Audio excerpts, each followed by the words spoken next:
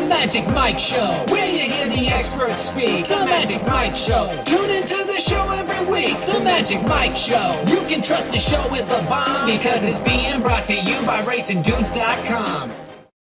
What is going on, everybody? Welcome to the Magic Mike Show. I'm obviously not Magic. I'm Mike Somich. We're here for episode 542. We got a special guest today, Mr. Aaron Halterman. Is your voice lost yet? No, it's not. It's getting there though. No, it's been nice. I've had a lot of family time here at Plattsburgh with Heather's family, but it's nice to kind of get away and do the shows today and kind of have a normal day, so to speak. I know you and I are a creature of habit, right? And when we travel and stuff, we're always just kind of like, I'd just rather be home and do my thing, So.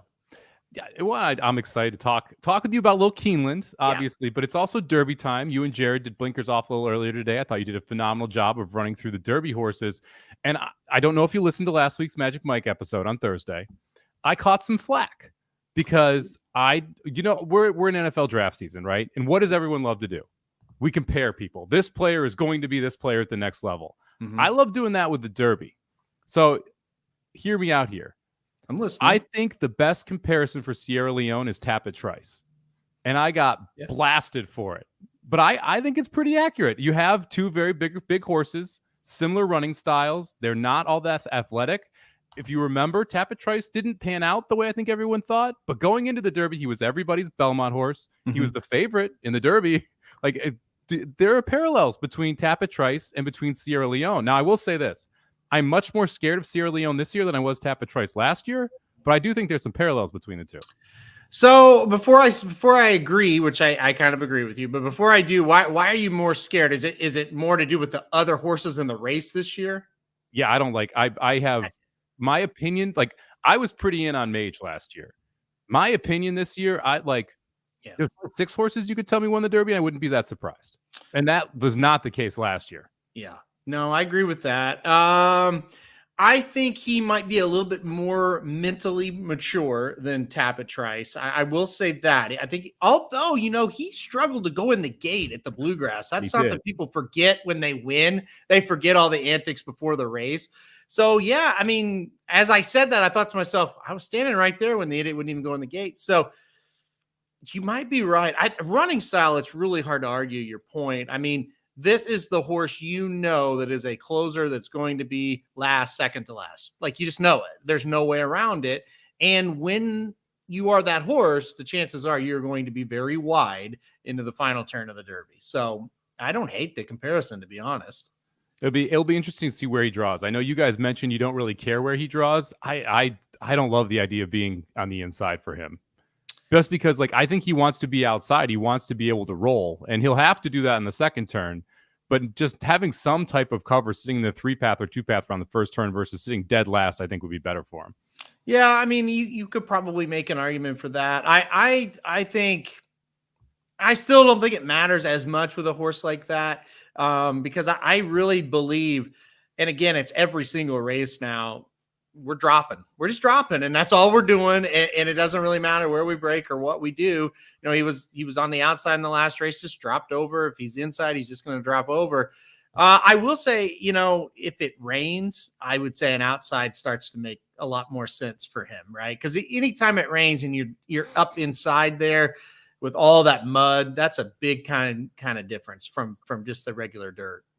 Now, I didn't watch the end of the show. Did you give an actual current Derby pick at the end of the show? Did not. No. He actually, Jared asked me before, or when we started the show about it. And I said, I'm not doing that. I'm not going there. I've totally changed my approach, not just for the Derby, but any race. I don't even think about the race till they draw it anymore because there's so many times now their horses they're pointed for here. They're pointed for here. They never show up. They get hurt. And also, when you start to think of a race 2 weeks, 3 weeks in advance, and you get locked in on a horse, and then those past performances come out, and it's like, uh-oh, I don't like this horse. But if I don't pick this horse I wanted 3 weeks ago and it wins, I'm going to feel terrible. You get in your own head where I think this Derby, when they draw it, I'll start thinking about it. Some of the biggest mistakes I've made betting horses is the mistake of making assumptions. When you see a race draw at Saratoga and it's 6-horse field and every one of the 6 horses, You already have your mind made up before you look at the past performances, who you're going to go with. And then the horse doesn't win. You're like, what the hell was I thinking? Why did I end up on this horse? And it's because mentally I had already made the decision before I even looked at the past performances. Yep. I 100%. And I kind of told myself this year, I kind of looked back at what last year and was like, look, you have to take each individual events meaning races as its own thing for that day. And it doesn't matter what they're aiming for or this or that or what they could be good at.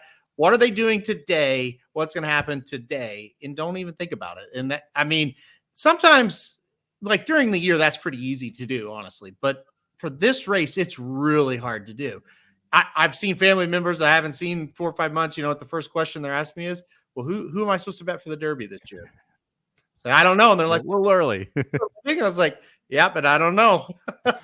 Now let's remember that statement. We're going to cover the late pick 5 at Keeneland, but Aaron said, remember, you got to look at today and what the horse is going to do today. That will be relevant when we get later into the handicapped races. I'm going to use that one against you, buddy. All right, let's jump into it here. Keeneland late pick 5 from Saturday.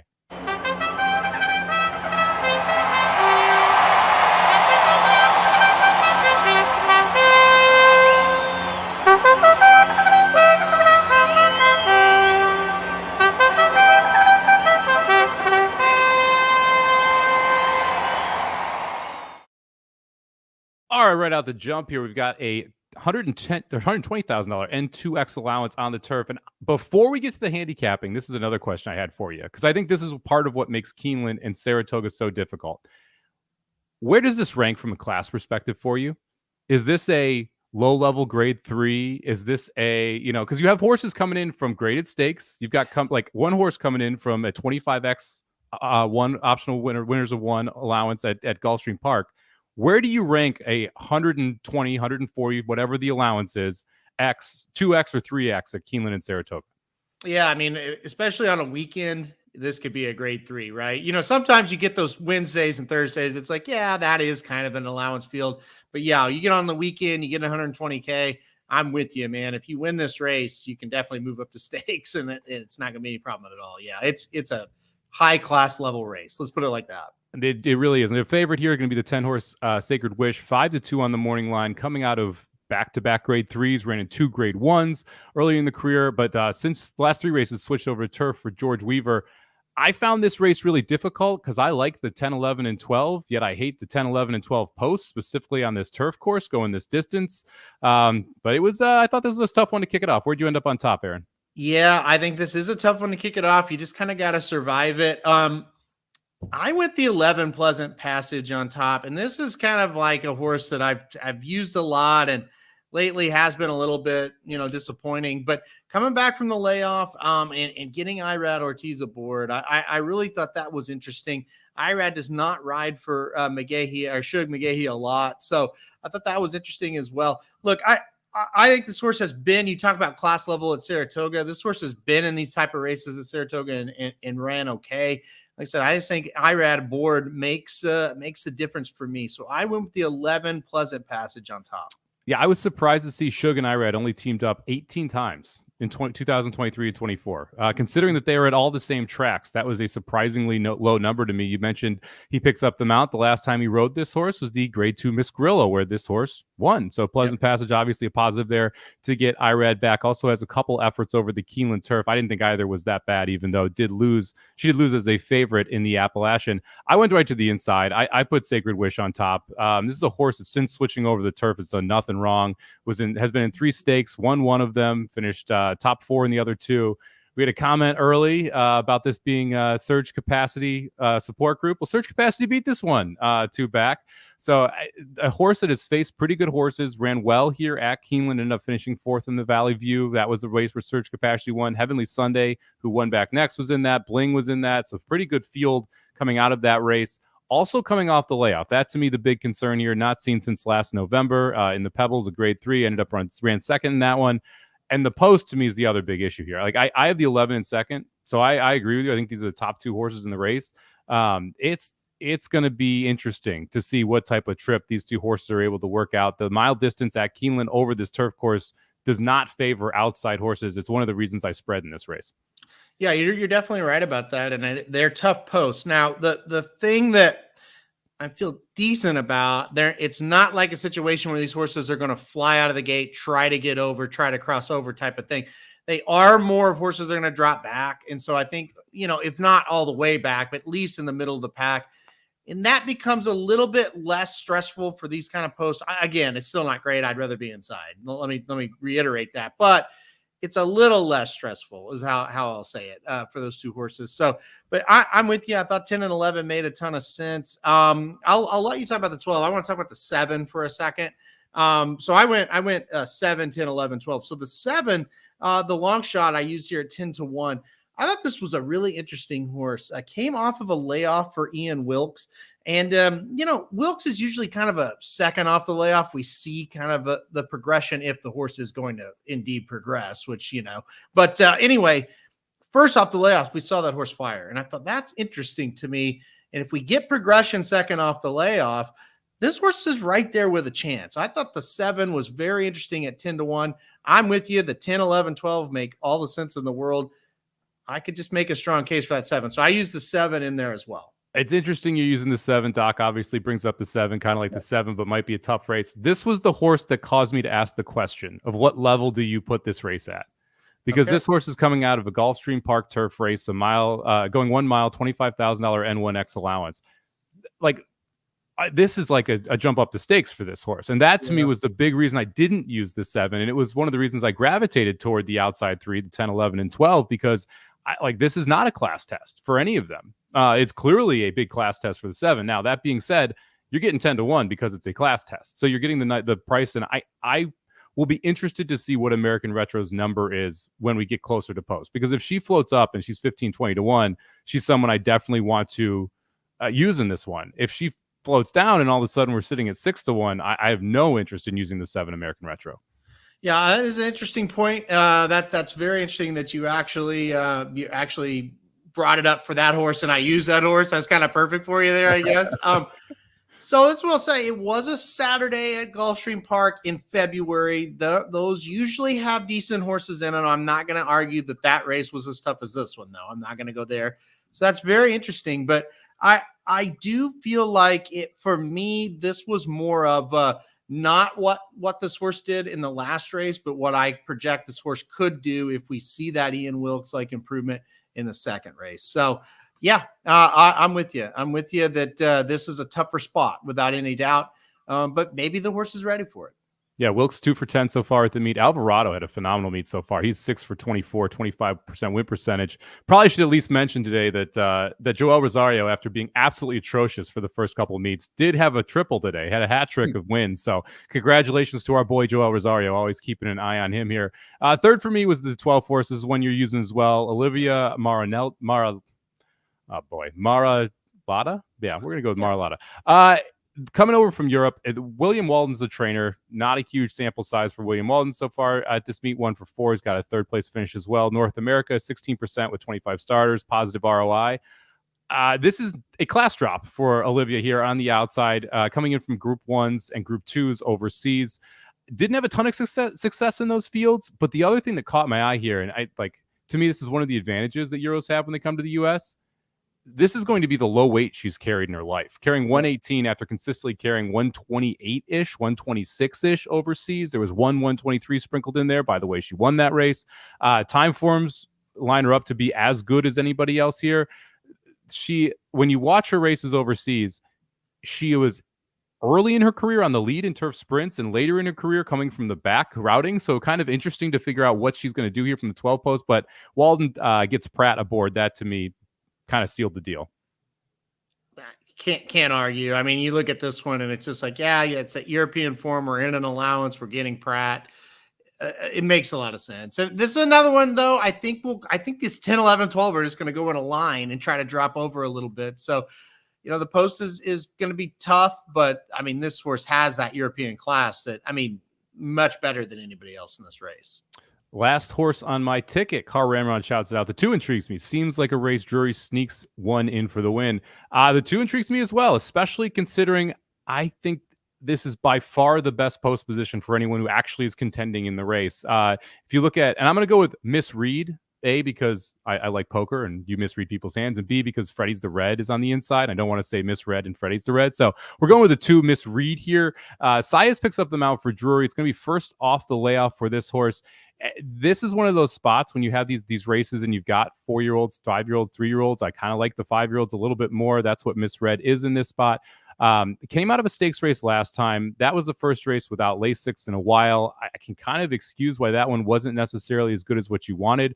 Also broke from the 7 post of 9 horses that day, was 3 wide on both turns. So that made that trip a little more difficult. Little concerned the miles short, that the mile and 16th, mile and 8th may be the better distance for misread here. But look, Drury's 19% off this type of layoff. You get Saez aboard. Saez only rode for Drury 1 time in the last 2 years. That was a win. So you know that he's getting calls when there's live horses here. And again, the post to me is a huge advantage. They're like of the competitive horses. Like if we look at the 1, 2, 10, 11, 12, misread has by far the best post with the tactical style of what could win this race. You're getting 8-1. You're getting Luis Saez, and I didn't love any of the bombers. Like I didn't like anyone from that 3 to 9 range, and I was trying to find a bigger price to put in here, so the 2 ends up on the ticket for me. Let me ask you this on the 2. Saez gets aboard. We haven't seen this horse in a while. We're drawn inside. Do you think they just send? Do you think I know that the horse has tactical speed, but you think in this spot they're thinking go to the lead? I think Saez sits right behind Woohoo Jackie Blue, the 3 horse, who I think sends. I think that's your early leader, and I think Saez gets a dream trip. Just says, okay, clear me, and I'm going to chase you and not let anyone else in the pocket. And then you tilt out second turn, and you save ground both turns and try and win. I like it. Well, I don't, because I don't have the horse, so I don't like it. Go ahead. We'll see what's able to happen there. Any other interest? I mean, we got 4 also eligibles in here. Did any of them consider to make your ticket here if any of them draw in? None of the also eligibles, no. You did mention the horse on the rail. I had some interest in that horse as well, but it's just like, yeah, I don't know. I don't know if I can really do McPeak in this spot, so I didn't end up doing it. So I was on the 1 and then off the 1. And there were 2 different reasons. First off, Freddie's the red, inside horse, McPeak, Hernandez riding. 3 worst races all over good turf. If you take out the good turf, all of a sudden it's a different racehorse. The problem is best race Kentucky Downs, which you often can say, well, that's not really an accurate track for it being able to project out. Now, horses who run there often have success moving forward. But if I look through your entire race career, right? And the high buyer number is 81 outside of Kentucky Downs, and you rip the 92 off at Kentucky Downs. Yeah, kind of makes me not trust the 92. Yeah, exactly. I totally agree. Yeah, and that one race at Kentucky Downs was very good. There's no doubt about that. I mean, that was a nice win. You talk about class level. That was a high class level that day. I mean, that was a $757,000 race. By far well, I guess the QE Cup. Now, I bet the QE2 Cup was less than $750. Probably the most expensive race, runs its best effort. Pretty darn good time to show up for Freddie's the Red. This is a horse I'm really interested at when we get back to Kentucky Downs. But until then, probably not going to play Freddie's the Red. All right, let's move on here to leg number 2 of the pick 5. Wouldn't be Keeneland without a nice little 7 furlong maiden special weight for the ladies here. Interesting field. I would say this is a tough one. You've got a Brad Cox who's debuting, the 3 horse, but it's Concepcion up, not one of his kind of go-to jockeys at Keeneland specifically. She's wicked smart. For Falcone shows up again for Saez. She's coming out of the Just FYI maiden race where there were, I believe, 3 horses or 4 horses that won back at. So interesting little puzzle here, Aaron. Who'd you go with on top? Yeah, this is really tough. I went 4 deep once again in this spot, and I went with who you mentioned there, the number 4. She's wicked smart. Look, I mean, coming out of that tough race, and I think that is kind of the thing. Now, look, we haven't seen this horse in a while. I do think it's a really good sign. Luis Saez gets aboard here. Kind of tells me, look, we haven't seen this horse in a while, but, the jock agent sees the maiden race, and the jock agents know which horses are working out well and which aren't. And for Luis Saez to get this mount, it tells me, okay, they think this horse has talent. If they didn't think this horse had talent, that was maybe a fluke 3rd place effort. I don't think we'd see Saez. So, to me, like logically, this horse is going to run a bigger number than that race. That was just a 2-year-old race. And so if she's ready to take a little bit of a step forward with the top jockey, then I had to go with her on top. So, but I don't have a lot of confidence in this race. I went 4 deep, but the 4, she's wicked smart, so I put on top. Yeah, lukewarm top pick for me as well. Falcone off the layoff, 23% at over 180 days, $2.28 ROI. So that's obviously good. And just FYI, a horse that's hard to beat. And so if you're able to stick close to her, and that's what She's Wicked Smart was able to do in the first effort, I think that tells you something. This is also Falcone's first starter at Keeneland. That tells me this horse is running well. He's not shipping horses from Belmont to Keeneland just on a whim. So the fact that you got a first starter here, Saez and the good works, the 4 ended up on top for me as well. I went 42, second pick on my ticket, not on yours. Give me the 1-horse Illusion here for Rudolph Brissett. Irad Ortiz picks up the mount. We add blinkers. You mentioned Wilkes last time, running horses into shape. Brissett's another one where first start, no interest. Second start, let's go, baby. 36% off 22 efforts on second starters for Rudolph Brissett. The fact that Irad take them out too was also pretty eye-popping to me. We're going to add blinkers. That's a 10% move, almost a positive ROI there. But then the last piece of it was that opening race. The horse took some money, broke out of the 11 post at Turfway Park, going 6 furlongs. Now you get the 1 post. I think you're going to show more speed with these blinkers. I like the 6-1 price here. And like I said, Brissett second out is a good angle.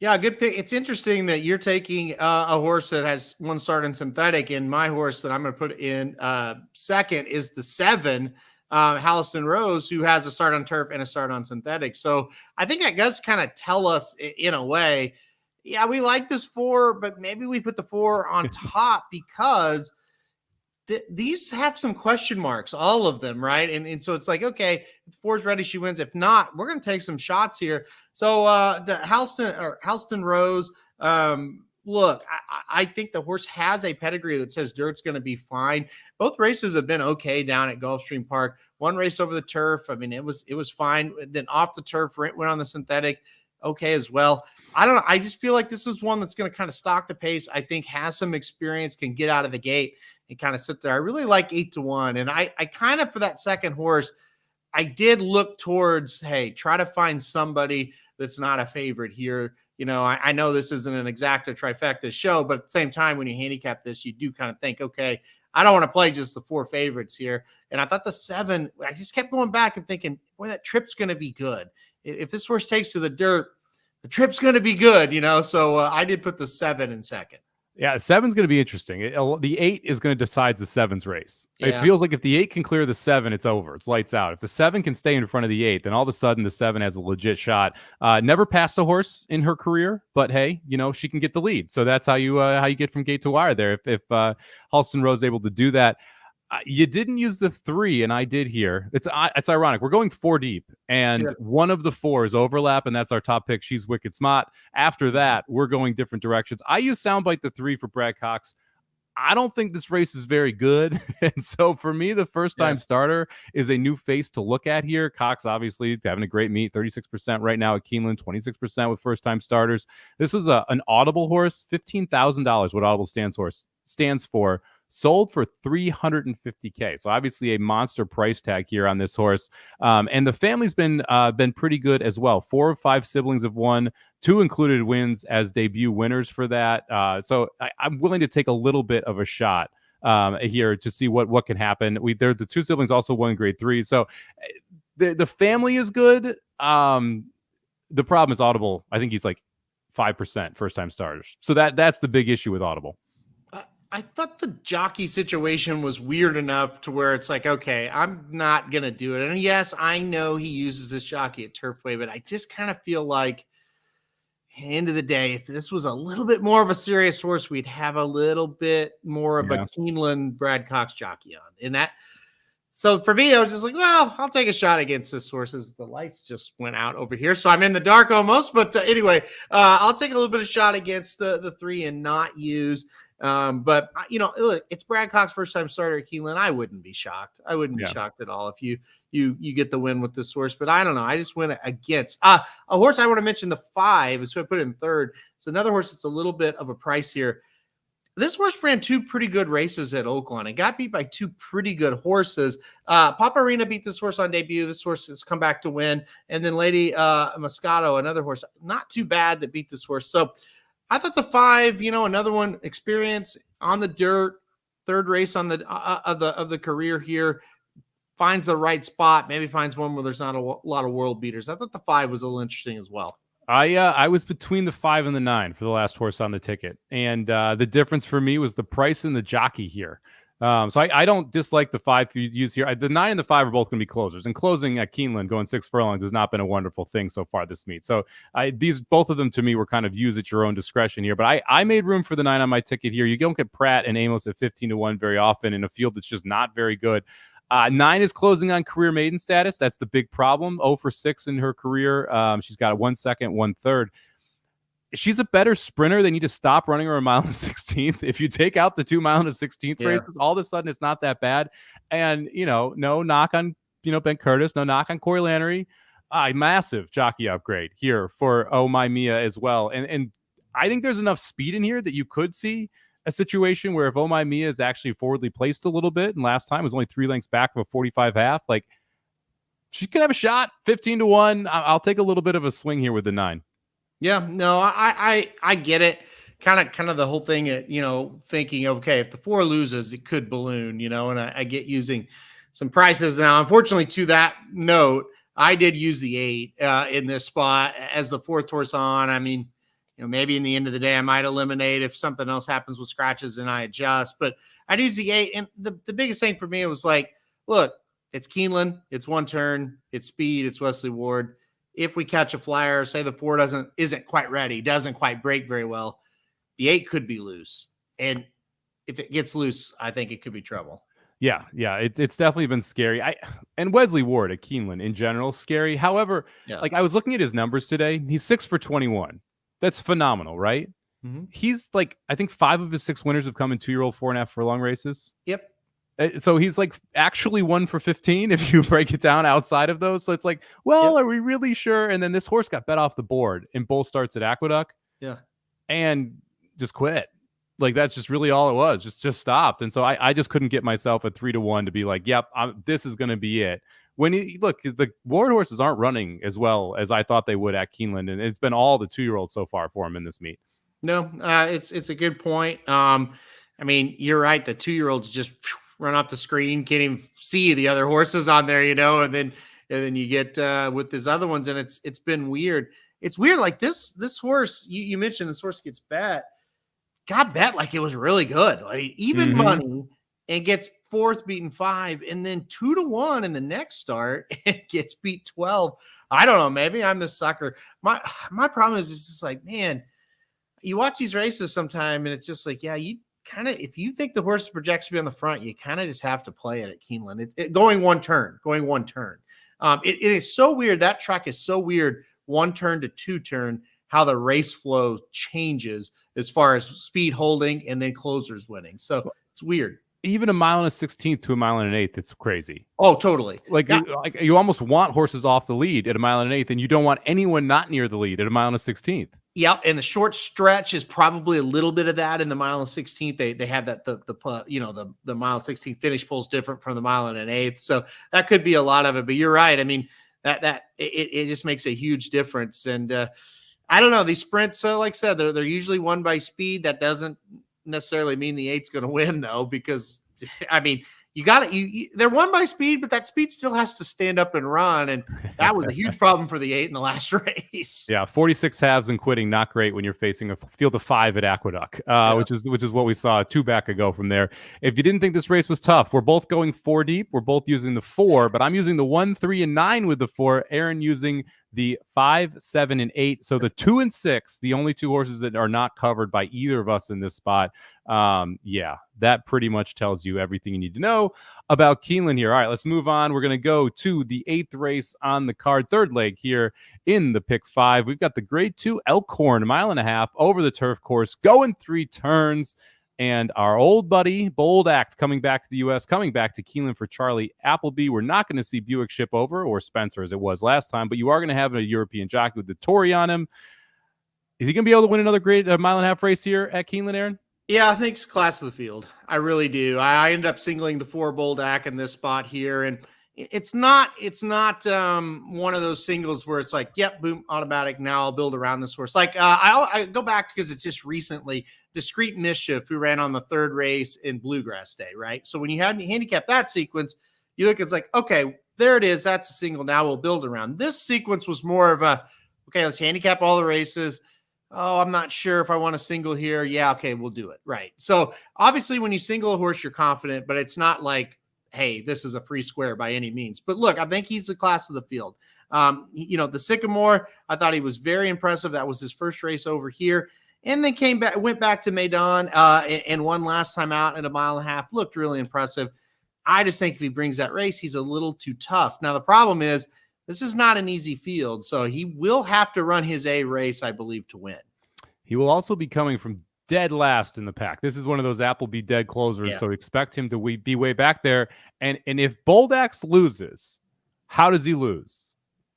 Someone takes him gate to wire. Yeah, someone's in front of him and just is able to beat him. And, you said earlier, I mentioned about having to handicap the races versus just working off assumptions. And you mentioned it's got to be about that day and that race and that specific thing. Pedlo calling it out. Why use 2 and 1 will do? What's the 11 doing in here? The 11's going to the lead in here. That's what Silver Knot's going to do here. I hate Silver Knot. I don't like this horse one bit. Tell me the 11 doesn't make an easy lead in this race. Yeah, I think the 11 makes the lead. I do. Yeah. Yeah. I don't think it. He'd probably be out there 3 ahead. I don't see a world where Silver Knot isn't going, and I don't see a world where Silver Knot isn't ahead at the mile point, going 140 to the mile. Like this could be a very, very. There is no one else who wants the lead. No one else who wants to even sniff the lead. I mean, you're looking at like Missed Cut went 137 and 2 to the mile, probably the second fastest horse, or Missed the Cut right to the inside, was 4 lengths off that 137 number. I mean, this is going to be Pratt just slowing it down on Silver Knot. And I agree. Boldak could totally catch Silver Knot. I think it's going to be real hard for anybody else to run him down. Wouldn't it be crazy if Silver Knot finally wins and he wins the race where they don't have the European jockey aboard him? I mean, that's kind of the dead giveaway that they've always really liked this horse, because he's been in the United States a lot. And it's always been, Buick or Spencer. And you always go, okay, well, they love him because they wouldn't send that, Buick or Spencer over here to ride. And he never wins. And now you got, hey, forget about him. We're not sending anybody over to ride that horse. He gets Pratt, who's amazing, and he wins. I mean, it's very possible. At the end of the day, I think he will make you believe he's winning and lose. Yeah, I don't hate the 411 exacta cold. Let's put it that way either. Like I could 100% see Boldak running down Silver Knot and Silver Knot running second. Yeah, I at the end of the day, I get it. Like I've got Silver Knot third in this one, so I mean I get it. Not gonna be shocked if he wins, but his last couple of races I thought were better, and I thought, okay, he's getting there, but he still couldn't do it. And he's a horse that, like, a lot of times in mid stretch in these races, you think he's winning, and then when they hit the wire, it's like he never really had a chance, So but I get it. Send him from the outside, see how far you can take him. And you mentioned that. I mean, think about the horses that Appleby has chosen to send over here. And then think about the races that Silver Knot has been in. The Pennine Ridge, which is a setup for the Belmont Derby, the Secretariat, the Twilight Derby on Breeders' Cup Day, the Hollywood Derby. Like, this is a horse that clearly they think is very good, or thought was very good when they shipped him over. Yeah. And he just hasn't been able to deliver on that. I wouldn't be shocked if this is the day where he actually gets the wire first. I don't mind the 8-1 price as the other Appleby. So tell me who you had second and why it was the 3 Highland Chief. Oh, it was not the 3 Highland Chief. No, it was. Yeah, it was. In second. Okay, I have the 3 Highland Chief. Yes, I do. Now, the bad news is the layoff, obviously, is a question mark, right? But look, I mean, this horse has races in the past performances. If this horse is ready to rock, we can win here, right? I mean, one of the reasons I did feel comfortable singling the 4 was because this horse hasn't been to the races in 532 days, right? But look, we talked about the Sycamore and we talked about Boldak. Well, 2 races back, which has been a long time ago, this horse won the Sycamore as well. So, yeah, no, I think you can use this horse. If you're going to, obviously, because I have him second, if you're not going to single, I think you use him. I don't see why this horse can't compete. If he gets back to these back races, he's running speed figures that are just as good, if not better, than everybody. Yeah, I again, I said I like the 4-11 cold exacta. I don't hate the idea of a 4-11-3 cold try or 4 over Yep. 11-3, 11-3 try, because I it feels like those are the two horses that are by far the next two in this race to me. Like I didn't see anything at a monster number I liked. No, no. And to go even further, I think the 10 is the other one as well. And that's not a monster number either. So yeah, I'm with you. I'll take your silver knot. Yeah, I wouldn't be shocked, but I would be shocked if anybody, other than 3, 4, 10, 11, 1. Hard to make a case for those other ones because it seems like the class level, even Silver Knot, who's been a pain in the ass, right? It just seems like his class level is a bit better than those other ones that we haven't mentioned. Yeah, I will be rooting for King Curlin, who has a special place in my heart after we talked about this horse like ad nauseum when he debuted, or when was it? It was Wasn't it it was the debut down? all the way back in 2021 where I had Yeah. this horse a cold second underneath an exact at 11-1. So I do love you, King Curlin, but it's probably a little too deep for you here. All right, let's move on to the fourth leg in the sequence. I got another graded stakes here from Keeneland. You got to love Keeneland Saturdays. This one is the Ben Ali grade 3 going a mile and 3/16.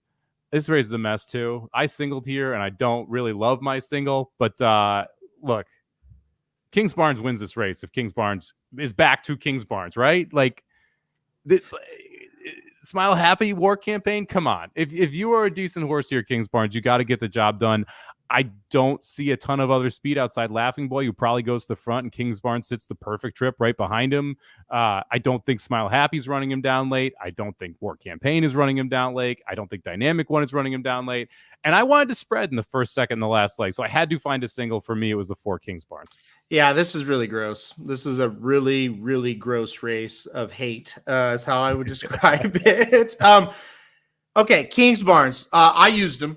No, Yeah. so I can't. I didn't put him on top. I do want to talk about him for a minute.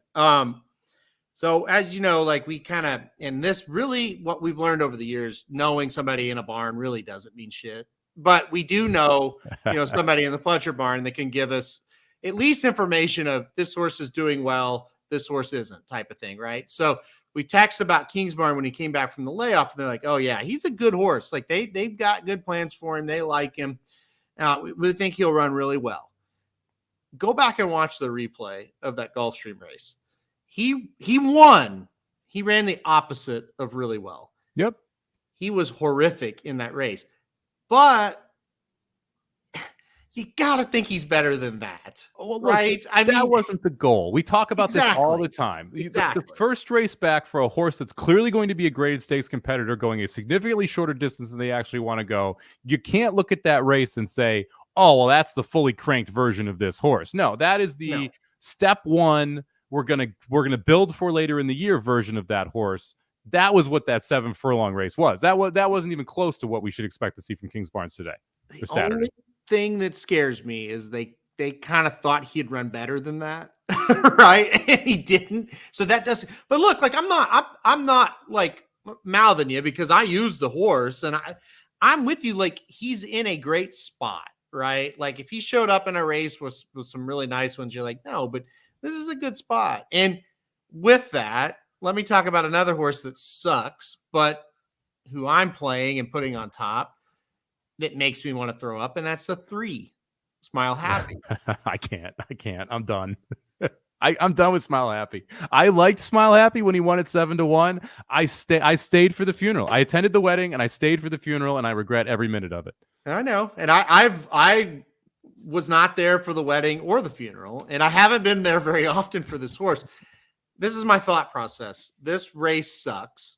He just got gelded. Yeah, that is the news in the chat, by the way. We've had more Smile Happy gelded comments than anything else so far this show. And Gary, well, that certainly wouldn't make me smile happy. I know that. No. But maybe for this horse, I just, and you're going to laugh, but when he was 7-1, that Ali Sheba, where he won, that was Oaks Day last year.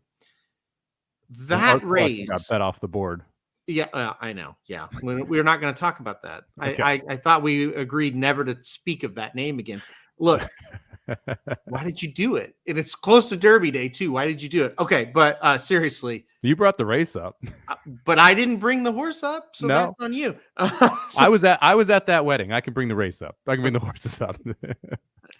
All right. Well, I was at a long 2-day funeral that weekend. But that was a great weekend. Let's talk more about last year's Derby.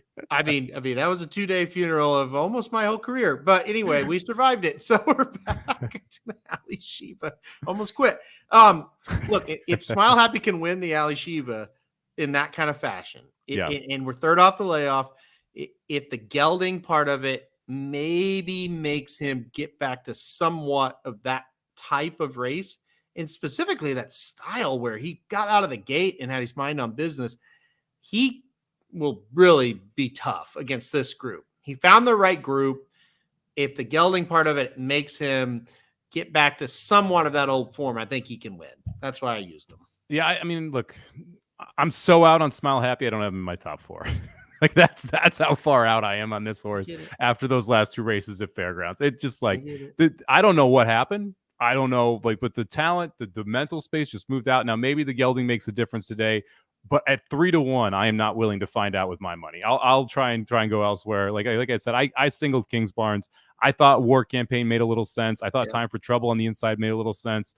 I know that what was it? Shirley Furious got mentioned as well. I should see how deep you are here. So you're 3 deep. I went so 9. You can talk about War Campaign then. Yeah, you mentioned it. Makes sense. Second off the layoff here. Last time out in the Essex ran second, beaten 5, unfortunately. But, First Mission ran great. And honestly, First Mission would have been a lead pipe, stone cold single, move on. Don't even look at any other horse fees in the race. So, in no, that Aaron, regard, we don't do that. We always look at we always handicap the race. We talked about this at the top of the show. Sure, yeah. So you use the 9 War Campaign because, that wasn't that bad. 2 races back, was able to get a win at Oaklawn there as well. So, look, I don't love this horse, never really have, but he makes sense in a race like this. So, yeah, I went 3 deep, used 3, 4, 9. Didn't get fancy. I do feel like one of those probably should win, but look, this race sucks. It's not wonderful. No. I almost wanted to go 3 deep because I wanted to use the 9 and the 1. And the 1 second off a layoff. This is a horse that Jeff Hills owns. He put this one back in here. He's owned it for a while. I thought the first off the bench actually not that bad. And now we're getting second off the layoff. The horse is 7, so you got to think they kind of needed that first race.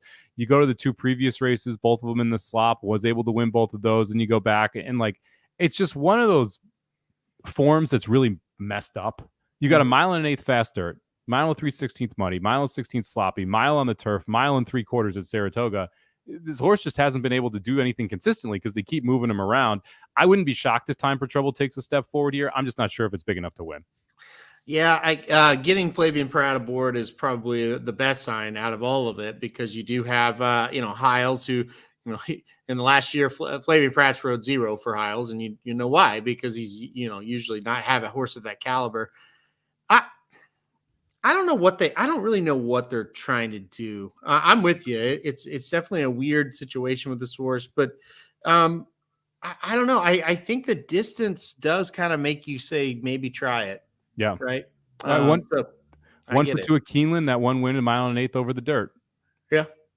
So it's at least a little bit interesting. In the chat, Shirley Furious, Nick Sievers brings this one up. The 2 horse 10-1 gets the Tory up here. Any interest there, Aaron? Nope. I had in 4th. That was the horse that I put in over Smile Happy because screw you, Smile Happy. I'm done with you. But it's a look at the Ben Ali this year. So it's an interesting penultimate leg of the pick 5 there. We'll go and close it out here with a $110,000 N1X allowance going 5.5 furlongs over the turf. This was the distance today that caused just absolute havoc at Keeneland with a 51-1 and 25-1 winners in the third to last and the final leg. Aaron, you taking a shot with a price? Who you got on top here? I went with the 2 Proud Mary on top. I did not take a shot with a price. I went 3 deep, 2 on top, Proud Mary. Look, good connections. I think right off the bat you could say that. And look, I mean, the horse has been decent at this distance and been at this track and ran okay. We were talking about earlier that race 6, first race, how, man, it's just a really, really tough allowance. I don't see this one as being all that tough. I know it's got a $110,000 purse, but I didn't really care for a lot of the horses in this race. I think the 2 makes the most sense. I think could get a nice stocking trip up the inside there. The Toy's been riding really well, so that's another good positive for this 2 as well. So I put 2 Proud Mary on top. Excellent. Yeah, I have the 2 in second. I put the 1 Golden Dagger on top on the inside, 7-2 for Maury and Corrales. I agree with everything you said on the 2. I think the horse makes a ton of sense. I just don't know the trip. Like, is this horse just going to go to the front? Is that the goal? Are we going to try and like sit mid-pack in stock? Like, I'm not sure what Proud Mary does, and I'm not sure really what the best route for Proud Mary to do to get the win is. The race at Keeneland I thought was by far the best, but just was never really a threat to win that race, which also was a little bit of a concern. The 1 Golden Dagger won both starts. I thought that win at Saratoga was a very good win. I think they clearly underestimated this horse's ability. That's why you saw it start out in $50,000 maiden claimer. They jump up to a $50,000 allowance. Horse is able to close and get the win. Western Lane ended up running 3rd in that race. That was the next out winner. I think the trip works out well for Golden Dagger, where you can save all the ground. You just have to get off the rail and be able to go. Price isn't bad at 7-2, so I put the 1 over the 2, but they were my first 2. Did you use the 1? I didn't use the 1, and you make good points, but no, I did not use the 1. You're right. This horse has fooled him, hasn't he? Yeah, yep. Or she, I should say. Megan Clayton at Turfway on debut. We've talked about it a lot, Mike. When a connections debut in a maiden claiming race, they're just like, yeah, this horse isn't that good. Usually everybody tries a special weight if they think it's a good horse. But like I said, she won. You jump up to that starter allowance at Saratoga. And again, I mean, that's a good spot. I would have put her there, because you had the condition. But it also kind of tells you, we don't know. I mean, we'll see what happens. Won again. So this is a huge step up, though. Correct. That's the worry. Well, I kind of like that they take the break and then ship it in this spot. Yeah. Because either their opinion changed because of what happened on the track, or something changed over the last 6 months where they decided, hey, this is a real racehorse. But either way, the fact that we don't come back in a claiming condition, the fact we don't come back for any type of tag, and the fact that we choose Keeneland after choosing Saratoga tells me this horse may be ready to roll. And I don't think there's that much in this race. I mean, we got people in chat mentioning the 12. We got people in the chat mentioning the 11. Like, I have a 20-1 shot in the 9 that I'm a little interested in. Like, I think there are different directions you can go here if you're looking outside of the top 2 to try and find a price. All right, so you didn't have the 1. Who did you have in second? I put the 5 in second, coming off a maiden special weight win, going 5 furlongs on the turf at Gulfstream Park. Irad Ortiz gets aboard here. It's interesting. Paco was aboard last time, but Irad rode 2 races back, which was the first start off the layoff. We saw significant improvement in the second start off the layoff, and now Irad gets back aboard. I thought that was a good sign. Tells you the horse is doing well, at least. So I thought the 5 was interesting. I think we got to take another step up today. I think this horse could. She was pretty solid, kind of like a we're never losing this race type of horse in that last race there at Gulfstream. So I think we're going to send a little bit harder today than we did when Irad was on the last time. That could make a difference as well. So I used the 5. And then I went 3 deep, 2, 5, 7. I also used the 7 there, moving back to the turf today. And another one, getting Sias back aboard. I thought, or board, I should say. I thought that was interesting. So 2, 5, 7 for me.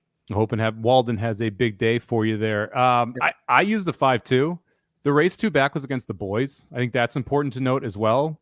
She also had issues going into the stretch in that race where she never really got to run.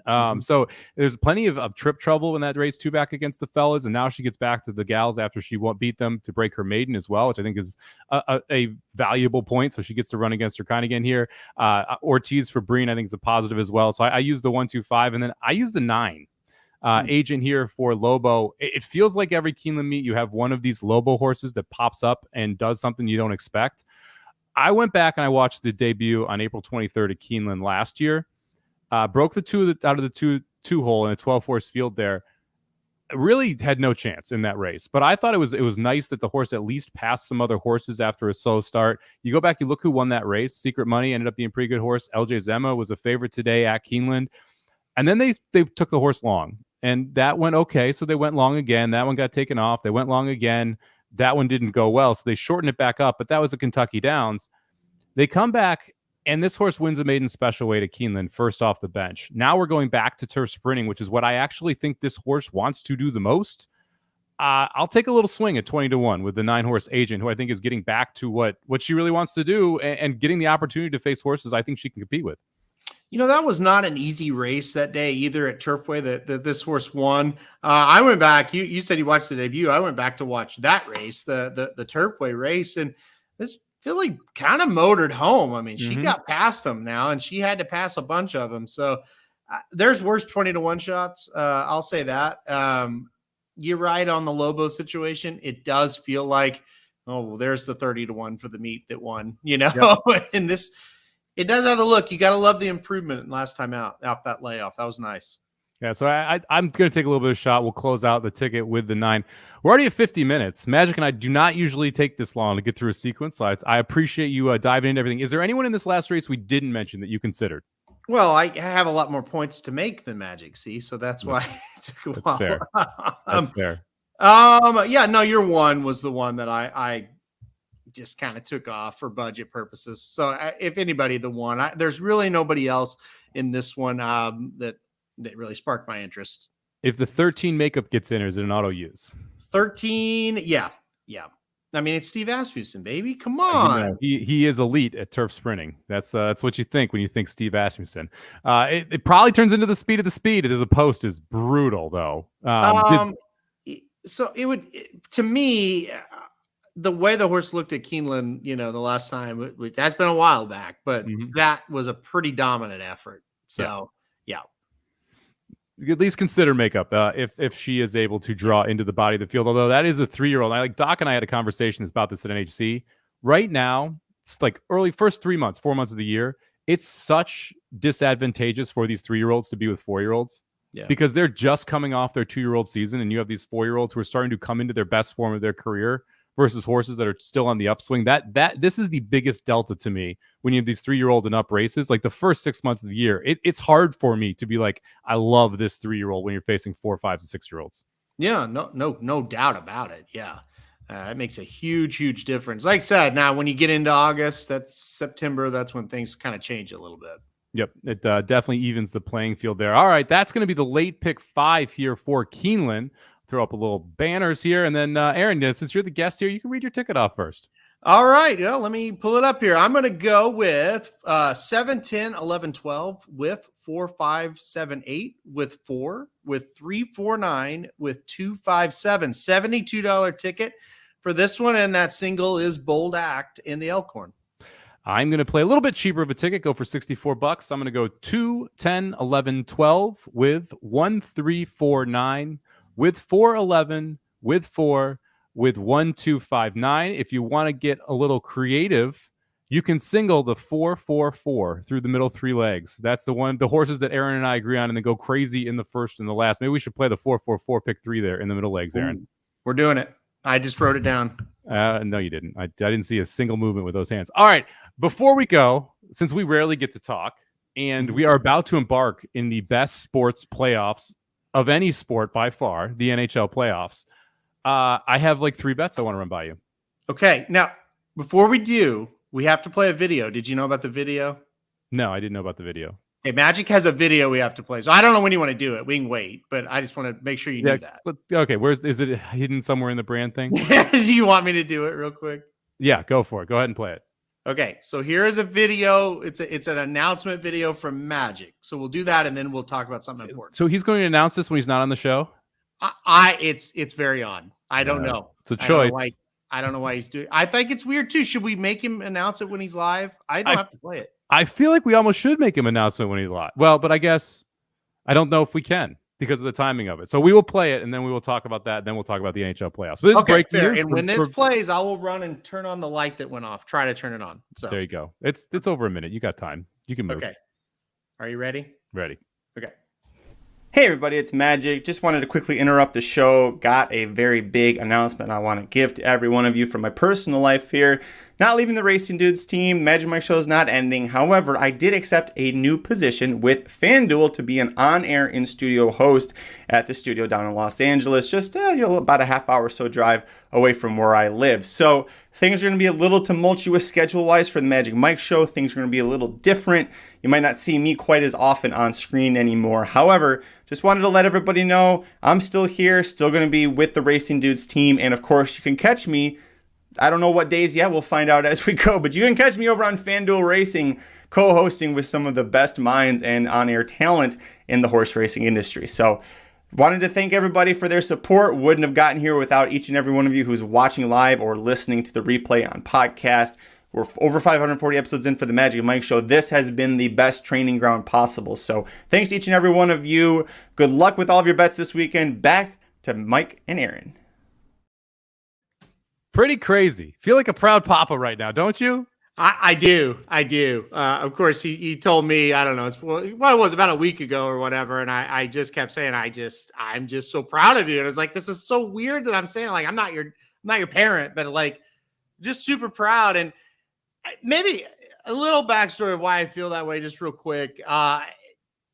Guys, when we met Magic, he literally was just like, please, I like racing. I don't know anything about it. Can I just hang around? I'll do a little bit of editing for you guys and just kind of soak up some knowledge. And now we're at this point, right, where it's like he's going to work for freaking, TVG, FanDuel, whatever you want to call it now. And it's just like, man, I feel like I watched this person grow and take those steps. So yeah, it's amazing.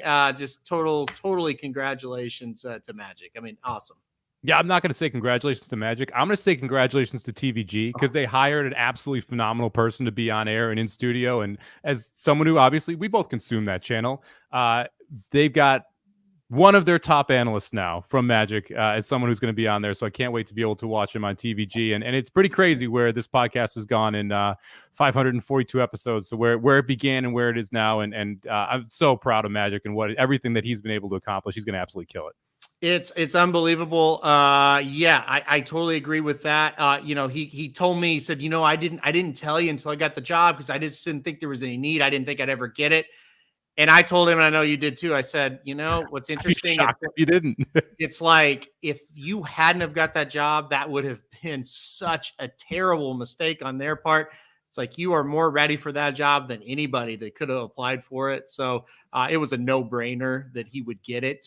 So yeah, I mean, and it's like I said, it's amazing. And look at you. I mean, look at you over here. You're doing the VEASAN thing now as well. And it's like, boy, the kids have all grown up. But I called you, we were talking, I said, Magic, we definitely, we kind of groomed Magic. You were already groomed. You came to us pre-groomed. So I didn't have to teach you the ropes there, Somich.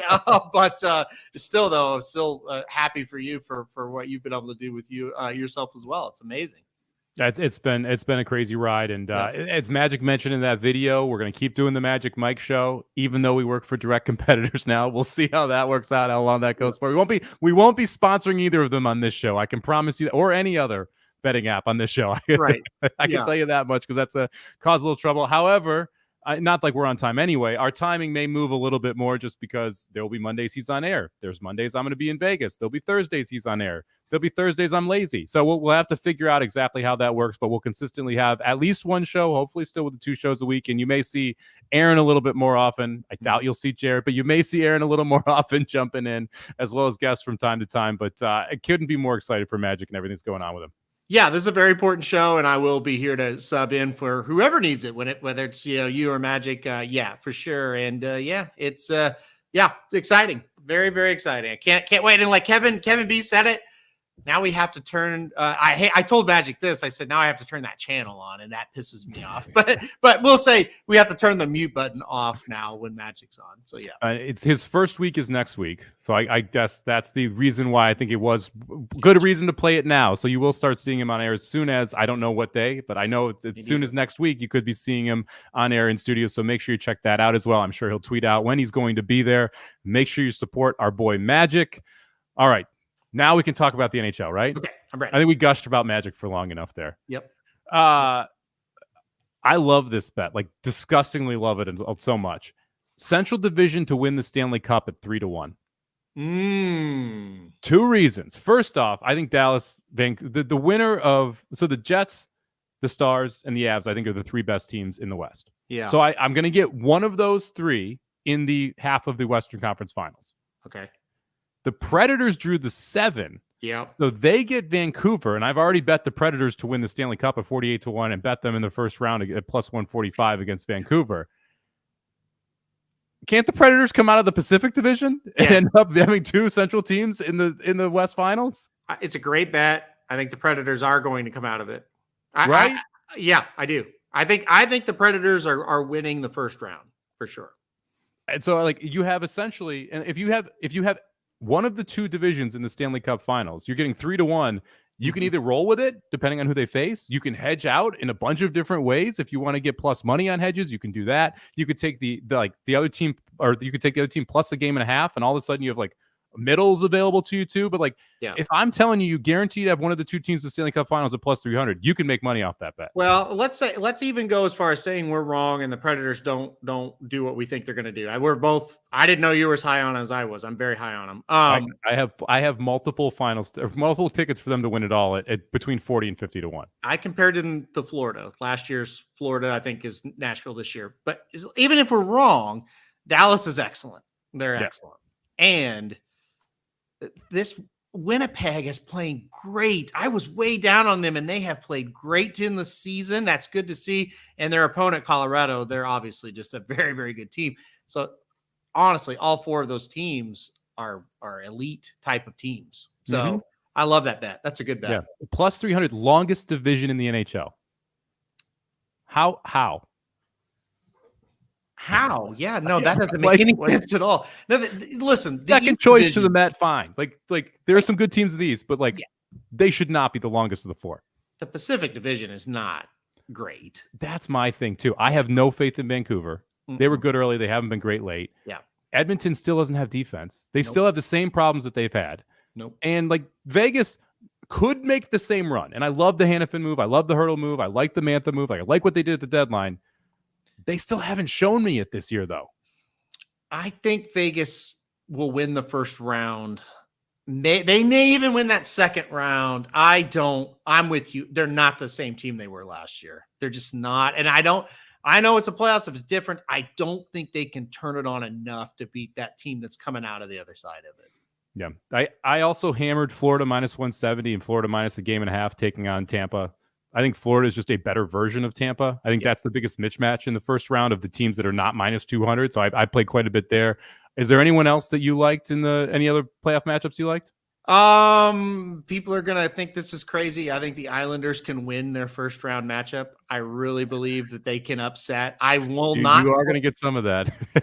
I will not play the Islanders to win the series. I will play them within the series a couple of times because they're going to be like plus 200. They really are. I think they can at least make that a 6-game, 7-game series. So I think you can make some money playing them individually. I think they make a little bit of sense. Let me hold on. I got my bets on another sheet. I didn't know we were doing. I should have known we were doing hockey. So did you know that there's over/under set for the series number of games? No. And that series is at 5.5. I would go over with the over plus 125. No, okay. Well, I will bet that along with the game by games. All right, so I got it up now. Look, I think, like I said, the Islanders. I don't think Tampa will challenge Florida. I don't think the Capitals will challenge the Rangers over on the east side of things. I'm hoping we get some decent prices on the Bruins. I don't know that we're going to, but I hope we do. I think they're better than Toronto, honestly. I think you get underdogs a lot in the second round on the east side. On the west side, I will bet the Avalanche, if they're the right price against Winnipeg, I do think they'll beat them. I'm going Nashville all the way in their series. And I will probably try to take the Golden Knights as much as possible against Edmonton, depending, again, on price. I feel like the Knights will give them all they want. And that is the one series that the Stars, Knights, Kings, and Oilers, that's not locked in yet. So I guess the Kings can jump the Knights tonight. So we'll see if that happens. I don't think it will. I think both teams win most likely. And you're going to see that the Knights Oilers matchup where I agree with that. I like the Knights in that one. I like over in that series quite a bit as well. That feels like an over series to me. The Rangers Toronto series actually feels like an under series to me, and that's going to be against the flow because a lot of people are going to want to take that Toronto team over. Avs are minus 135, Jets plus 115. I can't. I think the Avs win. I can't bet the Avs at minus 135. It would be Jets or pass for me. I gotta play game by game in that situation. Then, yeah, because God, that's one of those series that will probably end up pissing me off because I'll probably try to take a little bit of Winnipeg if they're that kind of price. It's talking game by game, but I do think the Avs are the best team out of the two. I don't know. That may just be a total. Sometimes, we got plenty of opportunities. That may be a stay away for me, that series. Just kind of watch and see what happens. But I'm with you. I'm really excited to play Nashville. I really like that Nashville, Vancouver. And I don't know what the odds will be, but I think you're going to get like plus 150, plus 160 on Nashville these first couple of games. I'm all about it. All about it. I can't wait to bet it. I bet them plus 135. They're plus 130 right now. They're still 18-1 to win the West, the longest shot in the West. They are still 40-1 to win the Cup. The third longest priced team, the Islanders and Capitals below them. That's incorrect. They do not have the 14th best out of these 16-team teams. And the path actually isn't that difficult. They drew the best possible path for them because they don't have to play Dallas and then the winner of Vancouver or Winnipeg, Colorado, which would have been absolutely atrocious. Yeah, I mean, you're getting – look, who would you rather play? Vancouver, Dallas, Winnipeg, Colorado? Vancouver's the answer, right? Yeah. And you're right. Who would you rather play in the second round? Would you rather take the winner of the Golden Knights Oilers or the winner of the Avs Jets? Of course, yeah. That's easy answer, yeah. It's crazy how well it drew, and yet we haven't seen the odds move. All right, Stanley Cup Finals pick or winner pick. So the Canes right now, the favorite plus 650, the Panthers 700, Avs 700, Edmonton 750 for some reason.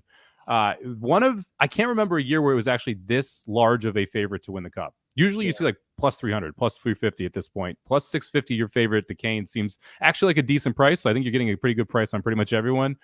Who you got here, Aaron? Oh, man, this is tough. I really think it's Florida's year, but I don't like that price.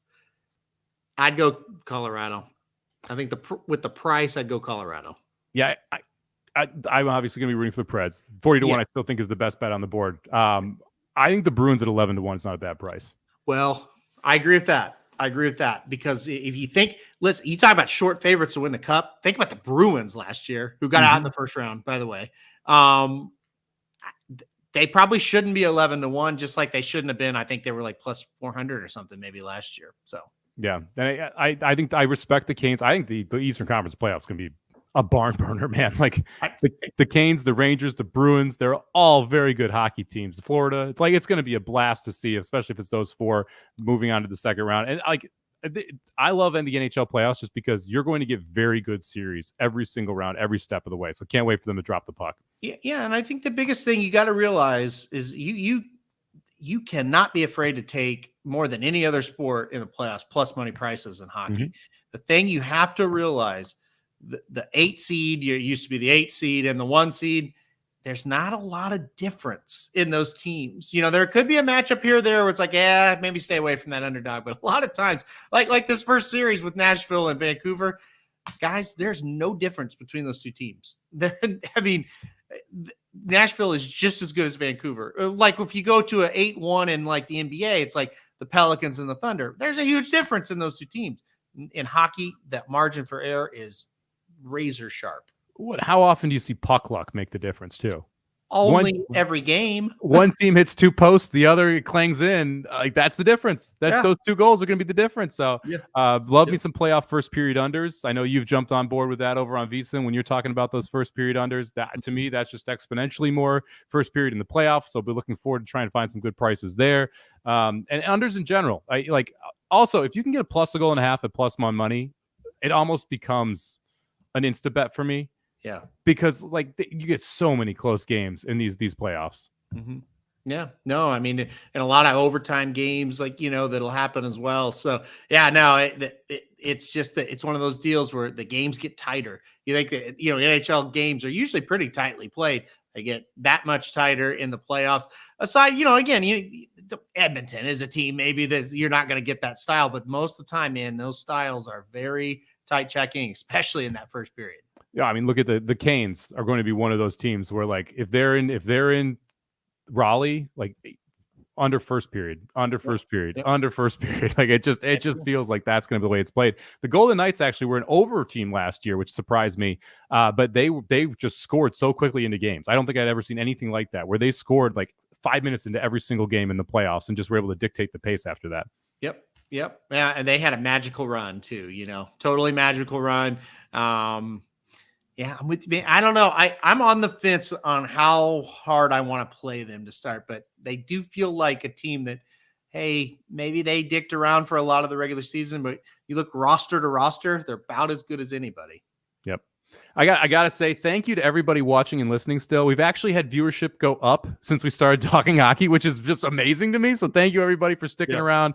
We know you love the horses. We appreciate you watching the Magic Mike Show here, talking about Keeneland Pick 5. If you're checking out this podcast on audio version, thank you for sticking around, listening to the end as well. Aaron, thank you for filling in for me, and I appreciate you. We went a little off topic here. We talked a little about Kentucky Derby horse comparisons early, talk about the Keeneland comparisons late, had 20 minutes on the NHL, so I appreciate you being able to jump from topic to topic with me. It's almost like we do well together on the air. Like maybe we think a lot alike when it comes to sports and horses and how to bet them and why we bet them. Yeah. Well, I'm sure we'll do this again now that Magic officially leaving the roost here on us a little bit. But again, we'll keep going with the Magic Mike Show. You'll see us here once, twice a week. Hopefully be around the same time, same place. Well, we'll be the same place. The time may change, but we'll keep you posted there over on Twitter as well. Make sure you're following the Racing Dudes. That's Aaron over there at Racing_Dudes. I'm at Somobomb18. Magic's at is it Curtis Kalleward? At Curtis Kalleward, I think. I wonder if he'll have to change his handle. Curtis, is he going to be Magic TVG? He might. Like I gotta even. Oh, yeah, he's at Curtis Kalleward. I was correct. That's good. Okay. Since I've done this show 541 times before this, I should know his Twitter handle. But we'll see if he turns out to be at Magic TVG. If so, follow that too. Thank you very much, everybody, for joining us, and good luck with all of your bets. The Magic Mike Show, where you hear the experts speak. The Magic Mike Show. Tune into the show every week. The Magic Mike Show. You can trust the show is the bomb because it's being brought to you by RacingDudes.com.